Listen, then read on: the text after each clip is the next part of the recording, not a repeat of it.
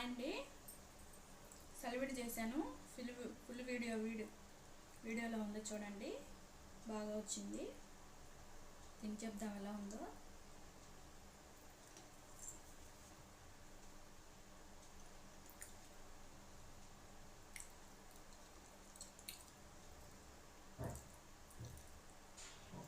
చాలా బాగుంది ఫ్రెండ్స్.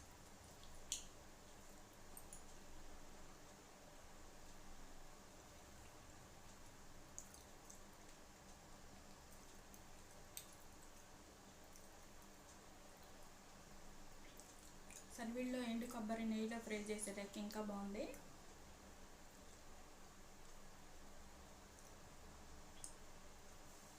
మీరు కూడా తినండి ఫ్రెండ్స్.